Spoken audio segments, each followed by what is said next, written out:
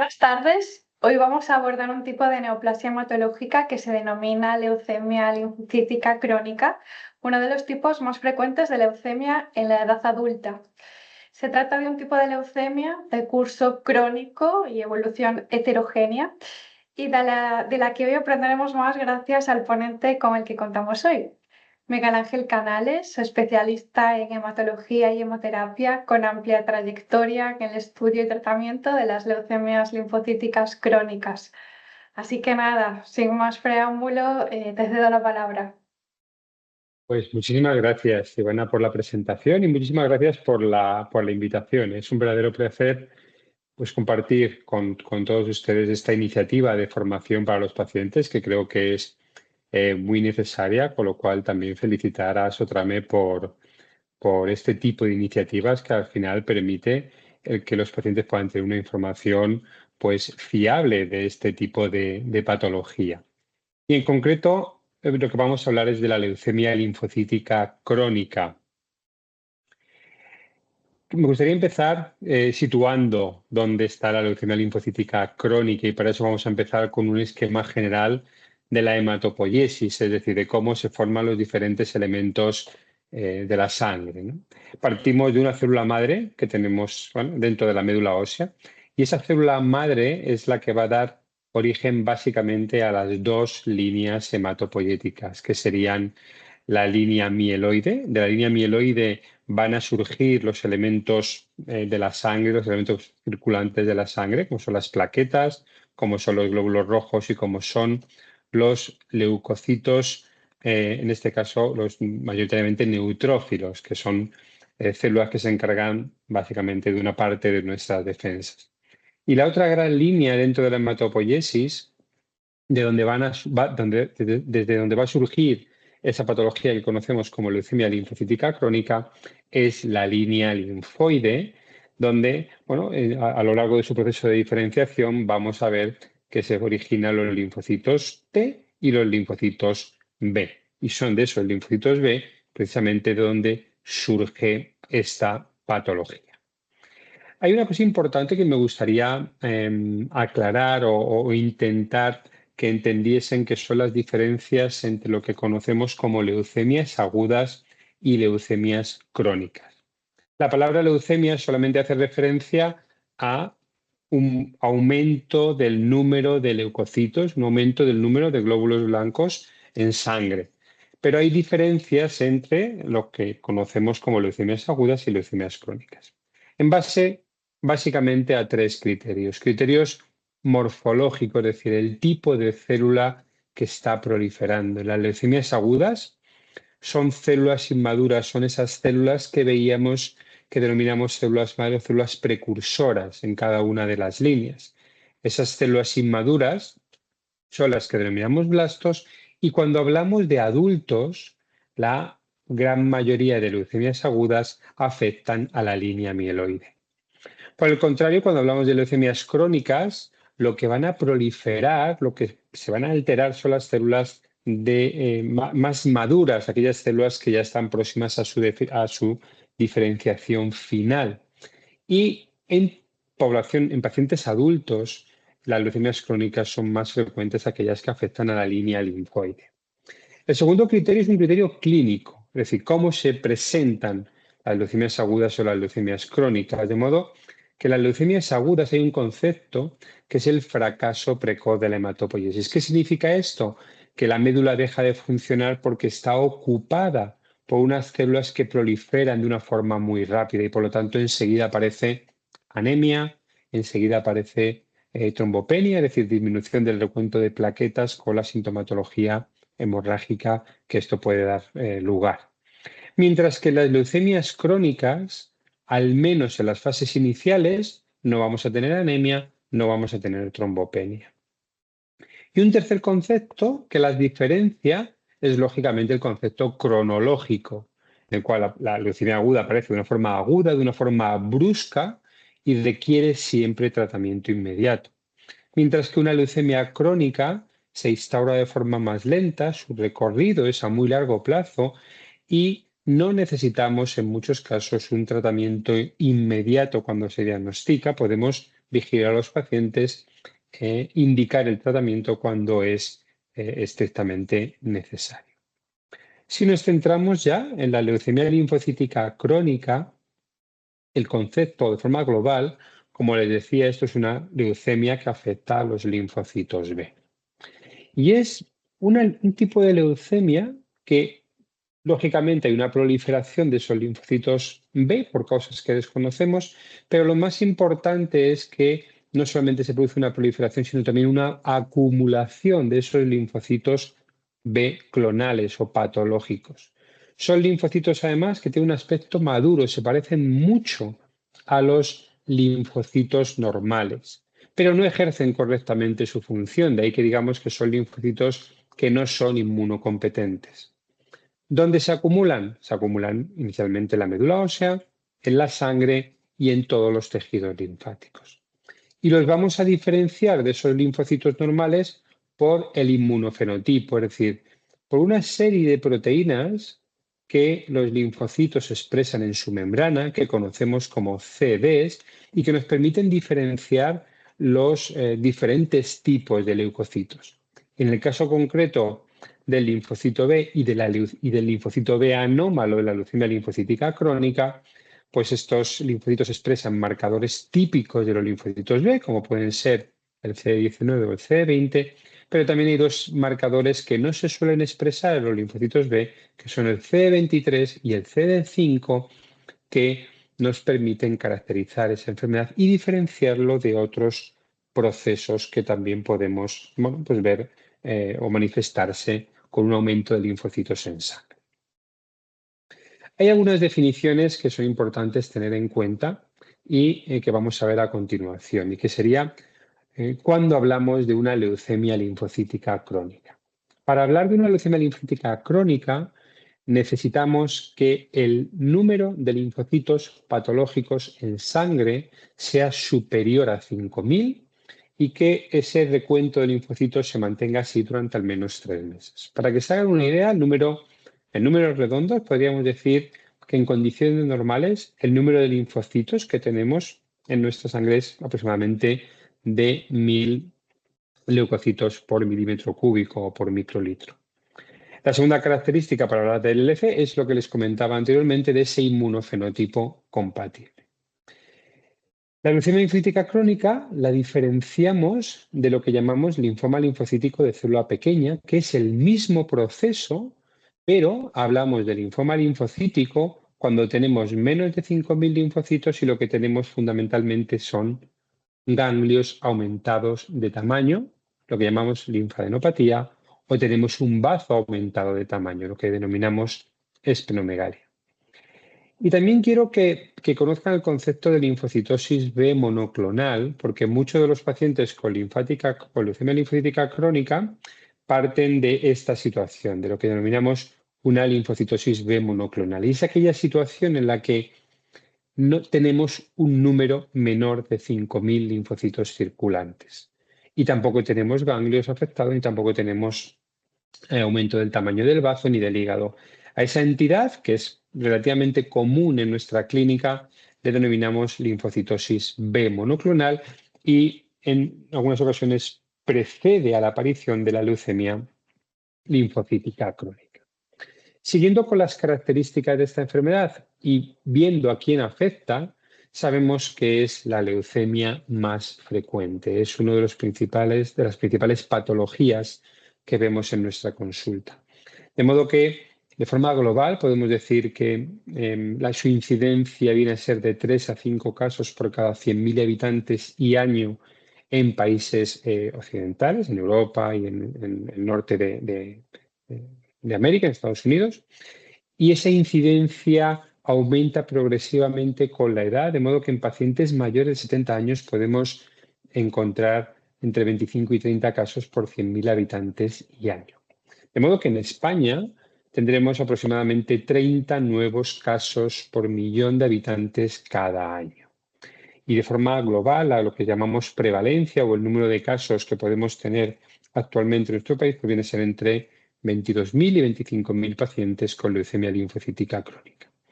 Un dato muy importante es la mediana de edad, es decir, a qué población de pacientes afecta. Fundamentalmente estaríamos hablando de pacientes mayores, mayores de 70 años. Solamente el 20% de los pacientes con leucemia linfocítica crónica tendrán menos de 65 años. Un 10% menos de 55 años, sí es bastante raro diagnosticar una leucemia linfocítica crónica por debajo de los 40 años. Hay un ligero predominio en varones, de 2-1 más o menos, y como les decía, es la leucemia más frecuente. El 30% de todas las leucemias es una leucemia linfocítica crónica, es el proceso linfoproliferativo crónico, que es el grupo de patología donde se engloba esta enfermedad, evidentemente más frecuente, y es la única leucemia en la que encontramos cierta susceptibilidad o predisposición genética, de modo que existe un riesgo aumentado, es de 6 a 9 veces mayor de padecer una leucemia linfocítica crónica en aquellos pacientes, en aquellas familias que tienen un paciente con leucemia linfocítica crónica. Y un último aspecto que es importante tener en cuenta porque va a tener después implicaciones, vamos a ver que tiene ciertas implicaciones terapéuticas, sería las alteraciones genéticas y moleculares. El 80% de los pacientes con leucemia linfocítica crónica va a tener algún tipo de alteración cromosómica, bien que afecten al cromosoma 13, al cromosoma 12 o al cromosoma 11, o bien al cromosoma 17, que se suelen asociar a mutaciones de este gen, el gen TP53, que conocemos como el guardián del ciclo celular.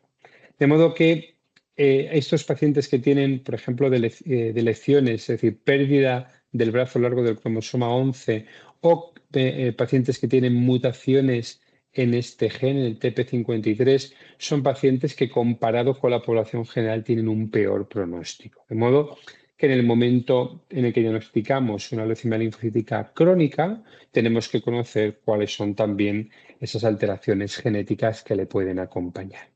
No significa que sean hereditarias, no significa que se nazca con estas alteraciones, sino que son alteraciones genéticas adquiridas. Hay también un aspecto importante que debemos conocer en cuanto a las características biológicas de la enfermedad, que es el estado mutacional de la región variable de la cadena pesada de las inmunoglobulinas, porque nos diferencia dos tipos de leucemia linfocítica crónica diferentes.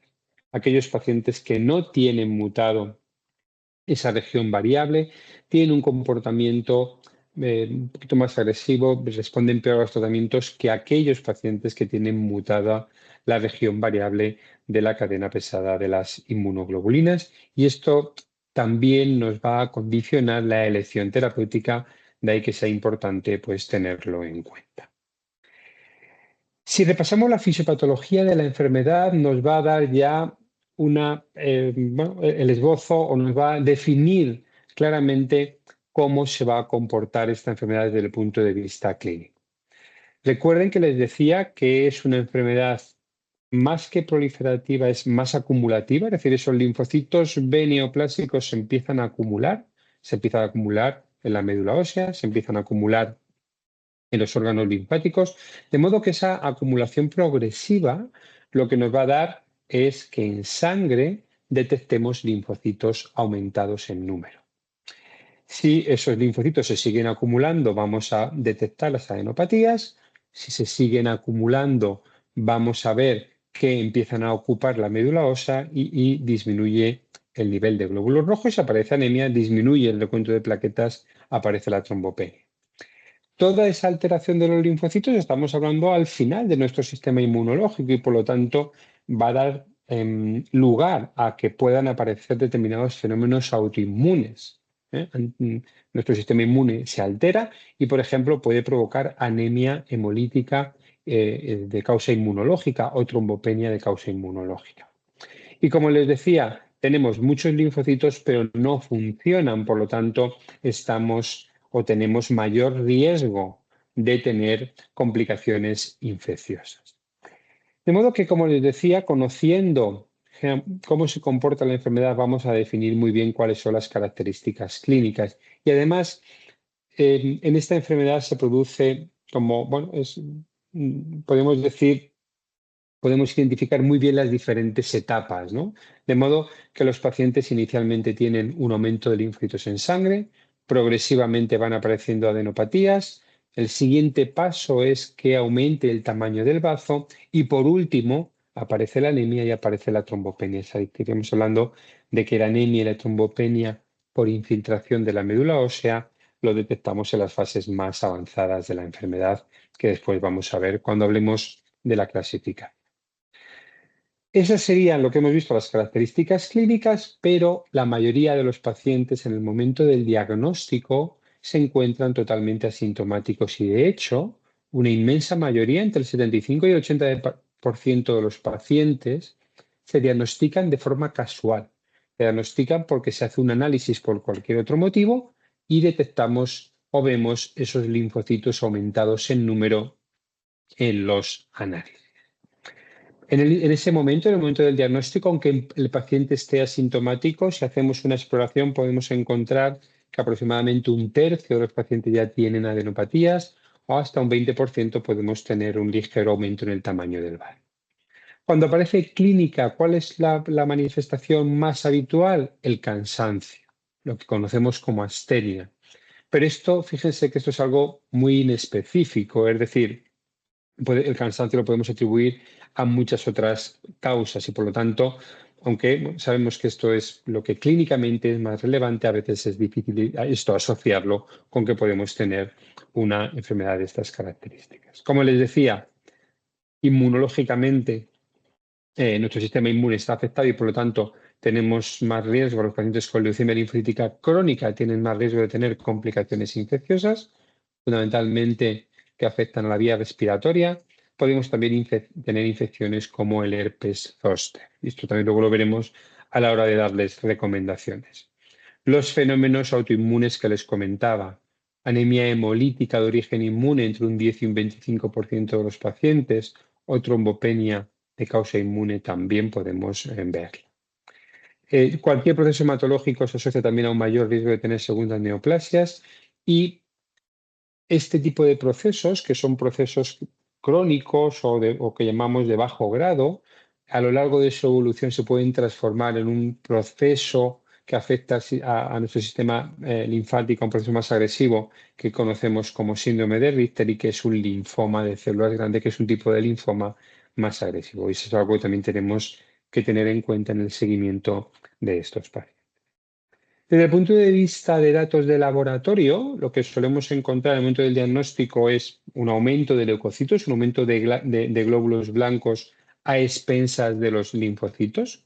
El recuento puede ser tan alto como 150.000 linfocitos y el paciente no presentar una sintomatología en exceso.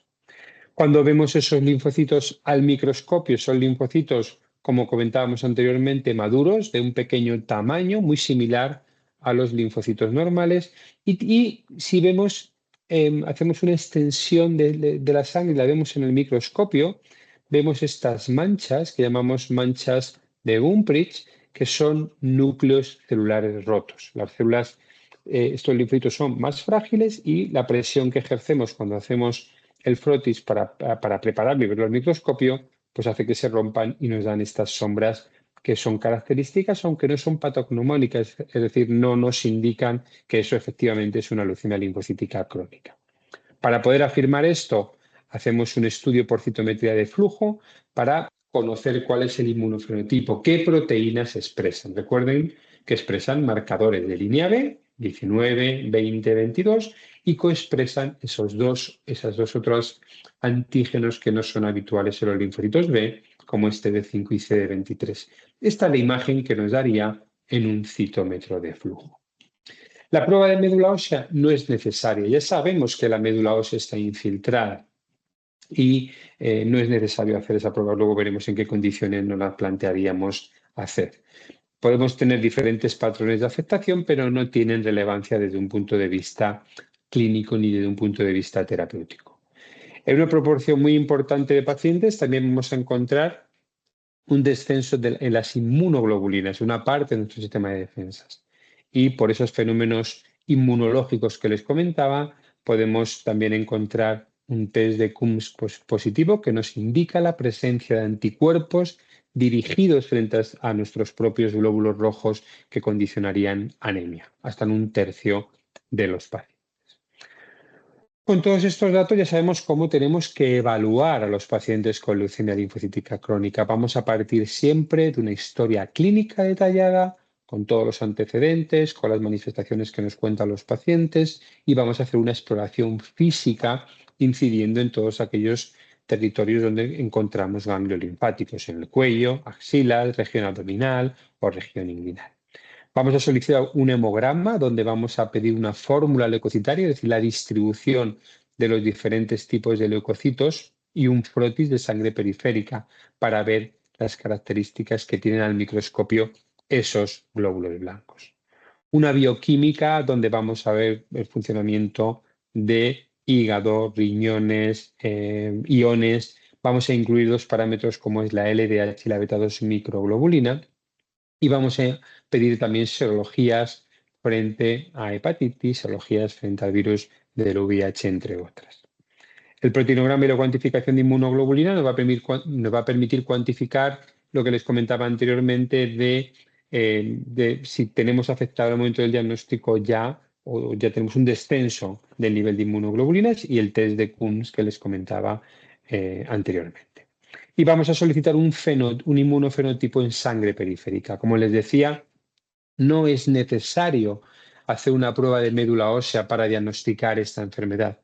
Nos basta tomar una muestra de sangre y hacer un estudio inmunofenotípico por citometría de flujo. Solamente nos plantearíamos hacer una médula en determinadas situaciones muy concretas, sobre todo si hay citopenias que no acabamos de entender, no nos acabamos de explicar.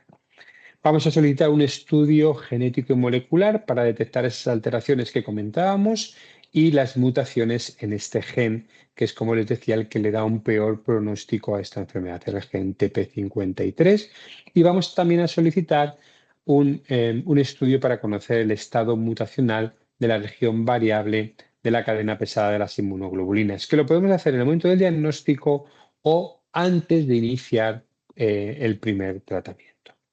Como prueba de imagen no vamos a hacer un TAC, no vamos a hacer un PET-TAC. Generalmente una radiografía de tórax y una ecografía abdominal pues serían suficientes.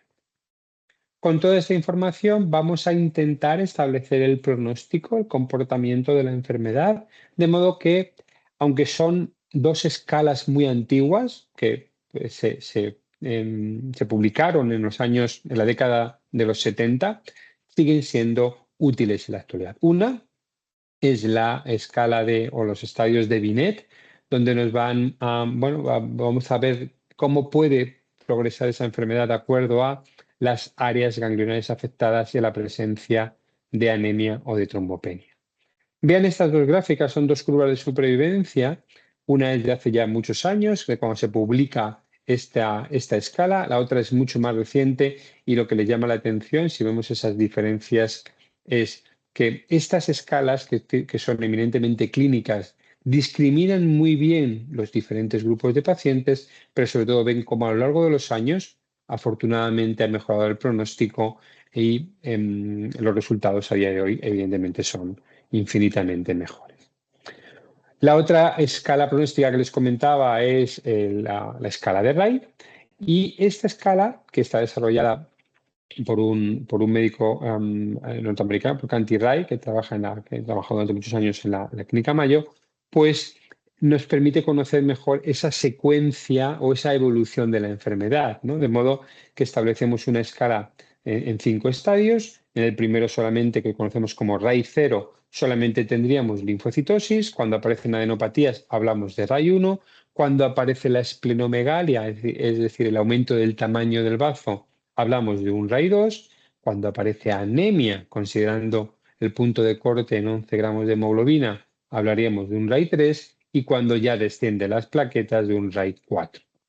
De modo que también nos discrimina, como pueden ver, de acuerdo a esta escala, pacientes de bajo riesgo, que sería un Ray 0, riesgo intermedio, hablamos de Ray 1 o Ray 2, y alto riesgo, Ray 3 o Ray 4. Y lo mismo, estas son las curvas de supervivencia originales cuando se publica esta escala, y esto es como, con la mejora en las estrategias terapéuticas, cómo vamos aumentando, vamos mejorando la supervivencia global de los pacientes. Un aspecto muy importante es cuándo iniciar el tratamiento. Y como les decía en la introducción, en las primeras diapositivas, una de las diferencias entre leucemias agudas y leucemias crónicas es que muchos pacientes con ese tipo de leucemia no necesitan iniciar un tratamiento en el momento del diagnóstico. Si no hay enfermedad avanzada o si la enfermedad no está activa, no tiene sintomatología, es decir, cuando estamos hablando de un estadio A de Binet o un estadio de RAID de 0 a 2, es decir, pacientes de bajo riesgo o de riesgo intermedio, y si el paciente está asintomático, vamos a esperar, vamos a vigilar al paciente de forma estrecha, es decir, hay que programar una serie de visitas a la consulta, pero no vamos a poner inicialmente ningún tratamiento. Si el paciente ya está en estadios más avanzados, como es un Binet C o un RAI 3-4, es decir, pacientes de alto riesgo, o incluso un Binet B, pero ya el paciente tiene síntomas, es cuando vamos a indicar ya el inicio del tratamiento. ¿Cuáles son esos criterios que consideramos de enfermedad activa y que son necesarios para plantearnos el inicio del tratamiento? Pues evidentemente que tengamos ya anemia y trombopenia como consecuencia de la infiltración de médula ósea. O bien que el bazo haya crecido tanto que supere los 6 centímetros o nos esté produciendo disconfort, molestias a nivel abdominal. O que los ganglios hayan crecido mucho. Ponemos el punto de corte incluso en ganglios que pueden llegar a tener un tamaño superior a los 10 centímetros. Hay un parámetro también que es el número de linfocitos, lo que llamamos duplicación linfocitaria. Consideramos un intervalo de 6 meses y lo que es importante tener en cuenta es, primero, que generalmente la duplicación linfocitaria solamente la tenemos en cuenta si partimos de un número de linfocitos superior a 30.000. Y segundo aspecto muy importante, y es que como criterio único no vamos a tomar la decisión de iniciar el tratamiento aunque un paciente duplique. Es decir, si no tiene ningún tipo de sintomatología, si no se cumple ninguno de los otros criterios, solo por duplicación linfocitaria, solo por el número de linfocitos, no vamos a indicar un tratamiento. Otros criterios para iniciarlo, que la anemia o el descenso de plaquetas sean de origen inmune y no hayan respondido al tratamiento, que suelen ser corticoides. O que el paciente, claro, tenga síntomas o que tenga la afectación de otros órganos, o lo que denominamos síntomas B. Los síntomas B es la aparición de fiebre en los últimos meses, pérdida de peso no justificada superior a un 10% de nuestro peso corporal o sudoración nocturna, sudoración de empapar la ropa, de tener que cambiarnos la ropa o incluso cambiar las sábanas de la cama. Y cuando hablamos de tratamiento y de las opciones terapéuticas, vean todas las posibilidades de tratamiento que tendríamos a día de hoy, año 2025. Empezaríamos con la quimioterapia, con la inmunoquimioterapia. A día de hoy, esta enfermedad ya no se trata con quimioterapia. Esta es una opción que ya ha quedado descartada porque los nuevos tratamientos han desplazado realmente a la quimioterapia. La eficacia de los nuevos tratamientos es superior a la quimioterapia y, por lo tanto, a día de hoy está totalmente desplazada y no es algo en lo que la mayoría de los pacientes no reciben un tratamiento de inmunoquimioterapia a día de hoy para tratar su leucemia linfocítica crónica. Dentro de las opciones que tenemos disponibles, podemos considerar básicamente 3 grupos de fármacos. Los anticuerpos monoclonales. Los anticuerpos monoclonales los vamos a dirigir o están dirigidos frente a una proteína en la membrana de la célula de ese linfocito B anómalo, que es el CD20, y que básicamente sería obinutuzumab, es el anticuerpo que ha demostrado mejores resultados. El otro grupo de fármacos son los inhibidores de la tirosina quinasa de Bruton, después lo veremos con un poquito más en detalle. Los que tenemos ya disponibles en nuestra clínica es lo que denominamos en la clínica en general, en la práctica en general, son los inhibidores covalentes tendríamos ibrutinib, que sería de primera generación, y acalabrutinib o zanubrutinib, que son de segunda generación y que ya están disponibles para su uso, como les digo, en práctica clínica. Pendiente de aprobación, aunque ya tenemos datos que han demostrado de su eficacia, son los inhibidores no covalentes como es pirtobrutinib, dentro de este grupo que les decía, inhibidores de la tirosina quinasa de Bruton. Y el otro grupo de fármacos son los inhibidores de BCL2. El fármaco que tenemos aprobado es venetoclax. Pero vean las otras alternativas que ya tenemos, ya se están desarrollando. Tenemos otros inhibidores no covalentes, tenemos otros inhibidores de BCL2, tenemos degradadores de la tirosina quinasa de Bruton, tenemos ya diferentes formas de inmunoterapia, como pueden ser anticuerpos biespecíficos o como puede ser terapia con células CAR-T. Y como ven, tenemos muchas opciones diferentes. Vamos a ver cuándo utilizamos unas, cuándo utilizamos otras, pero hay un aspecto fundamental y es que nos tenemos que plantear cuando decidimos empezar un tratamiento cuáles son nuestros objetivos. Es una enfermedad que a día de hoy, aunque el pronóstico ha mejorado y tenemos muchas opciones, no existe un tratamiento que podamos considerar curativo, con lo cual los objetivos que nos tenemos que plantear serían fundamentalmente control de los síntomas. Tenemos que hacer que el paciente no tenga sintomatología provocada por la enfermedad. Para ello necesitamos controlar la enfermedad y cuanto más la controlemos, cuanto mejor respuesta consigamos, pues lógicamente vamos a aliviar esos síntomas y lo vamos a mantener durante más tiempo. Importante prevenir las complicaciones asociadas a la enfermedad y, lógicamente, tener en cuenta también los efectos derivados del tratamiento y mantener la calidad de vida de los pacientes. De modo que en esa decisión en cuanto al tratamiento inicial de la leucemia linfocítica crónica, vamos a tener en cuenta varios aspectos. No solamente la actividad del fármaco, vamos a tener en cuenta también algunas características de la enfermedad, pero vamos a tener en cuenta, muy en cuenta, los deseos del paciente, las características del paciente. Estábamos hablando de un paciente mayor, pacientes mayores de 70 años en una gran proporción. Y vamos a ver también aspectos importantes de logística, de proximidad al centro, de necesidad de seguir o no trabajando en algunos aspectos. Son todas decisiones que son importantes a la hora de elegir el mejor tratamiento. Y cuando estamos hablando, como les decía, de esos tres grandes grupos de fármacos, anticuerpos monoclonales, anticuerpos dirigidos frente al CD20, como les decía, obinutuzumab a día de hoy es nuestro anticuerpo anti-CD20 a elegir. Inhibidores de la tirosina quinasa de Bruton, aquí les pongo únicamente ibrutinib, que es el de primera generación, pero ya tenemos los de segunda generación también para utilizar en la clínica, y venetoclax como inhibidor de BCL2. Inhibidores de la tirosina quinasa de Bruton. Este es el fármaco que cambió la historia natural, el curso clínico de la leucemia linfocítica crónica. Ya se introdujo en la práctica clínica hace más de 10 años y, como les digo, vino a cambiar la estrategia de tratamiento, vino a mejorar claramente el pronóstico. Aquellos pacientes que tienen mutaciones de TP53 en los que sabemos que no va a funcionar la quimioterapia, este tipo de fármacos sí funcionan.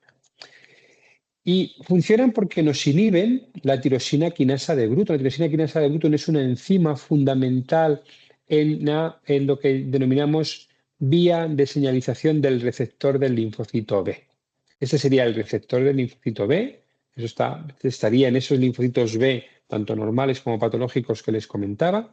Y esta vía está alterada en los pacientes con leucemia linfática crónica. Por lo tanto, podemos dirigir el tratamiento a inhibir esta enzima, la tirosina quinasa de Bruton, con inhibidores no covalentes que se unen de forma irreversible a esta enzima, o con lo que denominamos inhibidores no covalentes o reversibles, es decir, se van uniendo, se van separando, se unen, se separan, de modo que tiene, pues algunas ventajas para, primero, para aquellos pacientes que desarrollan resistencias con los inhibidores covalentes, se pueden utilizar los no covalentes y, pues nos dan una alternativa que posteriormente veremos en qué situaciones se pueden emplear. Como les decía, lo que son los inhibidores de la tirosina quinasa de Bruton ha venido a cambiar el pronóstico de esta enfermedad, y estos son datos que les muestro de ibrutinib, donde cuando se ha hecho un análisis a largo plazo, como les decía, es con el que más experiencia tenemos, más de 10 años de tratamiento con este fármaco, pues pueden ver que tanto en pacientes jóvenes como en pacientes mayores, la supervivencia global de los pacientes con leucemia linfocítica crónica es similar a la de la población general. Y eso es algo que no se conseguía con la quimioterapia o con la inmunoquimioterapia. Por lo tanto, pues esto, bueno, supone una revolución y un cambio de paradigma en el tratamiento de la leucemia linfocítica crónica. El otro grupo de fármacos, los inhibidores de BCL2. BCL2 lo que hace es un inhibidor de la apoptosis. La apoptosis lo que hace es que se destruya la célula, de modo que si hay una sobreexpresión de BCL2, esas células tumorales no se eliminan, se van acumulando, de modo que tenemos que utilizar, o podemos utilizar inhibidores de BCL2, el que tenemos comercializado a día de hoy es venetoclax, como un mecanismo alternativo a los inhibidores de tirosina quinasa de Bruton. De modo que el disponer de este tipo de fármaco, de los inhibidores de BCL2, ha permitido que podamos hacer combinaciones. Porque son, como pueden ver aquí verían cómo funcionan los inhibidores de la tirosina quinasa de Bruton, aquí verían cómo funcionan los inhibidores de BCL2, por lo tanto son mecanismos de acción diferentes y además son complementarios, de modo que existe una base biológica para poder combinar estos dos grupos de fármacos, para combinar inhibidores de la tirosina quinasa de Bruton y combinar inhibidores de BCL2. Por esa sinergia preclínica que les comentaba, tiene un efecto diferente en cada uno de los compartimentos que se puede ver afectado por la enfermedad. Por ejemplo, venetoclax, que sería el inhibidor de BCL2, tiene un mayor efecto sobre la médula ósea, sobre la afectación de la médula ósea. Los inhibidores de la tirosina quinasa de Bruton tienen un mayor efecto sobre los linfocitos que se acumulan en los ganglios linfáticos y, de hecho, lo que hacen es sacarles de los ganglios linfáticos a esos linfocitos, que es el ambiente donde ellos se sienten cómodos, para pasarlos a sangre y desde ahí eliminarlos. Otro aspecto importante es que la toxicidad no se solapa entre estos fármacos. La combinación que va a permitir hacer esquemas de duración, ahora comentaremos esquemas de duración fija, limitada en el tiempo y por lo tanto menor aparición de resistencias. De modo que, como les decía, los inhibidores de la tirosina quinasa de Bruton, que fueron los que primero dispusimos en la práctica clínica, el tratamiento con estos fármacos es de forma indefinida. Los pacientes reciben un inhibidor de tirosina quinasa de Bruton, como les decía, de forma indefinida hasta progresión de la enfermedad o hasta que aparezca una toxicidad que obligue a su retirada. Esos inhibidores de la tirosina quinasa de Bruton se han combinado con los anticuerpos monoclonales, con rituximab y con obinutuzumab. Entonces, los anticuerpos monoclonales se administran en un tiempo limitado, pero los inhibidores de la tirosina quinasa de Bruton, bien sea ibrutinib o acalabrutinib o zanubrutinib, se administran de forma indefinida. Venetoclax es el fármaco que ha permitido que, bien en combinación con anticuerpos monoclonales o bien en combinación con inhibidores de la tirosina quinasa de Bruton, la duración del tratamiento sea definida. 12 meses cuando se combinan con anticuerpos monoclonales, 15 meses cuando se combinan con inhibidores de la tirosina quinasa de Bruton, con las ventajas que comentábamos anteriormente. E incluso ya existen estudios, empezamos a tener datos con lo que denominamos tripletes, es decir, la combinación de esos tres grupos de fármacos: anticuerpos monoclonales, inhibidores de la tirosina quinasa de Bruton e inhibidores de BCL2, también con esquemas de duración definida, de duración fija en el tiempo. ¿Cómo ponemos orden en todo esto y cómo decidimos a qué paciente tratar con cada una de estas estrategias? Pues hay diferentes guías. Aquí les resumo lo que serían las propuestas de los diferentes grupos europeos en cuanto al tratamiento de primera línea de la leucemia linfocítica crónica. Pacientes asintomáticos, fases iniciales de la enfermedad, vamos a esperar, no vamos a tratar y solamente cuando ya tenemos criterios de tratamiento es cuando nos vamos a plantear con qué tratar a los pacientes. Primer aspecto en el que nos vamos a fijar sería las mutaciones en TP53. Les decía que este grupo de pacientes tiene peor pronóstico cuando utilizamos la quimioterapia convencional y en este tipo de situación, es decir, pacientes con mutaciones de TP53, vamos a utilizar inhibidores de la tirosina quinasa de Bruton en monoterapia y por tiempo indefinido. Preferentemente inhibidores de segunda generación frente a inhibidores de primera generación, fundamentalmente por los efectos adversos. La eficacia es similar, pero los efectos adversos de acalabrutinib o de zanubrutinib, sobre todo las complicaciones cardiovasculares que después veremos, pues son ese perfil de toxicidad más favorable con estos fármacos que con ibrutinib. Si nos vamos al grupo de pacientes de pronóstico más favorable, que serían aquellos pacientes que tienen mutaciones en la región variable de la cadena pesada de inmunoglobulinas, su comportamiento clínico es el grupo de pacientes de mejor pronóstico, aquí sí que vamos a utilizar tratamientos de duración definida. O bien venetoclax en combinación con ibrutinib, o bien venetoclax en combinación con obinutuzumab. Y hay un grupo intermedio en cuanto a pronóstico, que son aquellos pacientes que no tienen mutaciones de la región variable del gen de la cadena pesada de las inmunoglobulinas, donde es posible utilizar varias opciones. O bien tratamiento de duración limitada o bien tratamiento indefinido en monoterapia con inhibidores de BTK.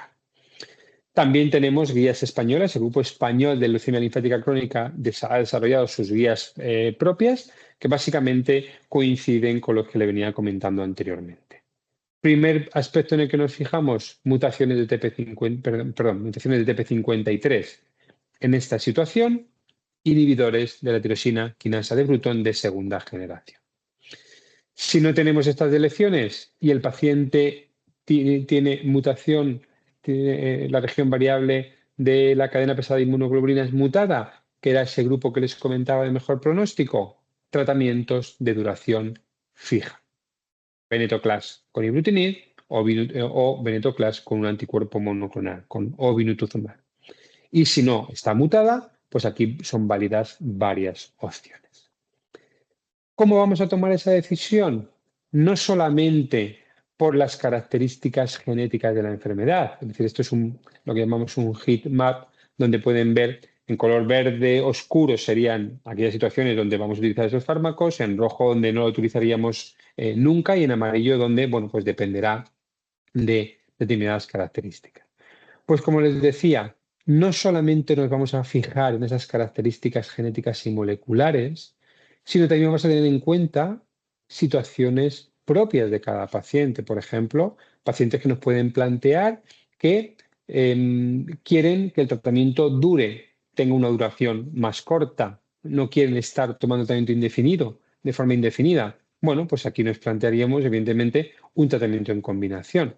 Pero tenemos que también tener en cuenta las características de estos pacientes, qué otras enfermedades tienen, qué toxicidad pueden tener que nos pueden, bueno, causar determinadas complicaciones que en algunos pacientes pueden ser importantes. Pues vamos eligiendo estas alternativas en base a esos tres aspectos. Características de la enfermedad, características del paciente en cuanto a edad, en cuanto a comorbilidades, en cuanto a riesgos potenciales de complicaciones y sobre todo deseos del paciente de utilizar un tipo de terapia u otra, una de duración definida o una de duración indefinida. Explicamos los pros y los contras de cada una de estas alternativas y se toma esa decisión. Porque aunque estamos hablando de terapias dirigidas, de esquemas sin quimioterapia, no son fármacos que estén exentos de complicaciones. Estos fármacos lo que se asocian es a mayor riesgo de infecciones. Cuando hablamos en concreto de los inhibidores de la tirosina quinasa de Bruton, vamos a tener complicaciones cardiovasculares, sobre todo con los inhibidores de primera generación. Vamos a tener hipertensión arterial, una gran proporción de pacientes o se descompensa la que ya tienen previamente o aparece de nuevo, o arritmias como la fibrilación auricular. Hay una cierta tendencia al sangrado. La diarrea también podemos verla como un efecto relativamente frecuente, los dolores articulares o con algún inhibidor de tirosina kinasa de Bruton, la cefalea. Los inhibidores de BCL2 son fármacos que actúan de una forma muy rápida, son fármacos muy potentes, van a eliminar muy rápidamente la enfermedad, con lo cual pueden producir lo que denominamos lisis tumoral. Esto lo sabemos, lo conocemos, se establecen unas escalas de riesgo dependiendo del número de linfocitos que tengan los pacientes, del tamaño de los ganglios linfáticos, para calibrar cómo podemos prevenir y cómo tenemos que manejar esta complicación. Venetoclax lo que también nos produce es un descenso de los recuentos hematológicos y nos conlleva también cierto riesgo de infecciones. Los anticuerpos monoclonales, el principal efecto de eso son las reacciones infusionales, sobre todo con las primeras administraciones, sobre todo con la primera administración de tratamiento. Muy brevemente, cuando hablamos de la recaída de la enfermedad, vamos a tener en cuenta cómo han sido los pacientes tratados previamente. De modo que podemos encontrarnos a día de hoy pacientes que hace algunos años recibieron inmunoquimioterapia. Pues bien, estos pacientes que no han recibido ninguno de los fármacos, las consideraciones que vamos a tener son las mismas que los pacientes de primera línea de tratamiento. Pero podemos encontrarnos ya pacientes que han recibido un inhibidor de tirosina kinasa de Bruton como su tratamiento inicial. Y aquí hay que diferenciar si ese fármaco ha dejado de funcionar, es decir, hay una progresión de la enfermedad porque ya no funciona el fármaco, por lo tanto no vamos a utilizar un inhibidor de BTK, sino que vamos a utilizar un inhibidor de BCL2, o si hay que suspenderlo por efectos adversos, por intolerancia, donde podemos plantearnos utilizar otro inhibidor de BTK o bien utilizar venetoclax también como alternativa. Si los pacientes han recibido un inhibidor de BCL2 previo, es decir, venetoclax previamente, vamos a diferenciar si hay una recaída tardía, más allá de los 2-3 años, en cuyo caso la decisión la vamos a tomar igual que hacemos en primera línea de tratamiento, o si es una recaída precoz, antes de los 2 años, donde ahí tendríamos que optar por los inhibidores de la tirosina kinasa de Bruton. Y la situación más preocupante sería aquellos pacientes que han recibido los dos, inhibidor de BTK más inhibidor de BCL2, donde nos tendríamos que plantear qué otras alternativas tenemos. Ya, como les digo, está pendiente de aprobación los inhibidores no covalentes como pirtobrutinib, que es una alternativa, pero también tenemos la posibilidad de ensayos clínicos con nuevas moléculas como son los degradadores de la tirosina kinasa de Bruton o terapia celular con CAR-T o con anticuerpos biespecíficos. Y para terminar, ¿cómo convivir con esta patología? Les he seguido comentando a lo largo de la presentación que esto es una enfermedad crónica, de largo recorrido, vamos a tener que convivir muchos años con ella, por lo tanto es importante hacer énfasis y recalcar algunos aspectos, como mantener unos hábitos de vida saludables. Hay que hacer una dieta equilibrada, variada, lo que conocemos como dieta mediterránea, tener un buen control de los factores de riesgo cardiovascular por las posibles complicaciones asociadas a los fármacos que utilizamos actualmente, hacer ejercicio con regularidad según lo vayamos tolerando y descansar adecuadamente. Les comentaba que las infecciones es una complicación de esta patología y debemos evitarlas con las medidas higiénicas habituales y también la vacunación. Los pacientes tienen que estar perfectamente vacunados. Gripe, todos los años, COVID, al menos 5 dosis de vacunación frente a COVID-19, neumococo, una vacuna reciente aparición que es la conjugada 20 valente, y frente al herpes zóster con las 2 dosis de vacunación. Muy importante también todos los aspectos emocionales y aquí pues el apoyo psicológico es fundamental, los grupos de pacientes, el consultar guías para pacientes que sean fiables y aquí bueno pues la Fundación Josep Carreras o el Instituto Nacional del Cáncer en Estados Unidos tiene información en español que es absolutamente fiable, con lo cual, bueno, pues esas guías ayudan a resolver dudas que pueden tener en un momento dado los pacientes, aunque es muy importante que esas dudas también se las trasladen a sus médicos. Como les pongo en este último punto, todas las dudas que tengan, plantéelas en la consulta, llévela incluso por escrito y es muy importante esto, que mantengan una regularidad en sus citas, no cancelen citas. Es muy importante, sobre todo cuando estamos vigilando la enfermedad, pues el que bueno, podamos cumplir con ese calendario de visitas para tener bueno, pues un control adecuado de la enfermedad.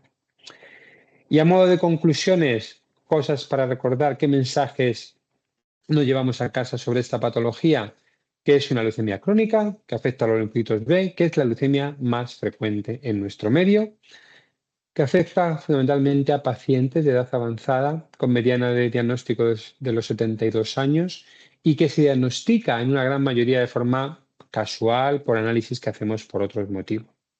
Que lo vamos a sospechar si vemos linfocitos elevados en sangre y lo vamos a confirmar haciendo ese estudio específico, lo que conocemos como inmunofenotipo en sangre, que no es necesaria la médula ósea para el diagnóstico. Que inicialmente, si no hay síntomas, si no hay datos de progresión de la enfermedad, no se requiere tratamiento y que cuando se requiere ese tratamiento vamos a utilizar terapias dirigidas con esas dos grandes estrategias que les comentaba. Fármacos en monoterapia inhibidores de la tirosina quinasa de Bruton de forma indefinida o bien combinaciones de duración fija, de duración limitada. Así que por mi parte esto es todo lo que yo le quería contar, agradecerles mucho su invitación a este tipo de sesión, agradecerles a los pacientes y a sus familias, que bueno, es nuestro leitmotiv para seguir trabajando día a día, y agradecer también a mis compañeros del Departamento de Hematología de la Clínica Universidad de Navarra bueno, pues la oportunidad de poder trabajar con ellos día a día en el cuidado no solamente de la leucemia linfática crónica, sino del resto de patología hematológica. Muchísimas gracias. Muchísimas gracias por estar hoy aquí, por explicarnos de manera tan clara y cercana muchos de los aspectos que suelen generar dudas, preocupación, sobre todo a un paciente, ¿no? Cuando le comunican que tiene este tipo de leucemia. Así que nada, sin más, muchísimas gracias y nos vemos en futuros encuentros. Muchísimas gracias.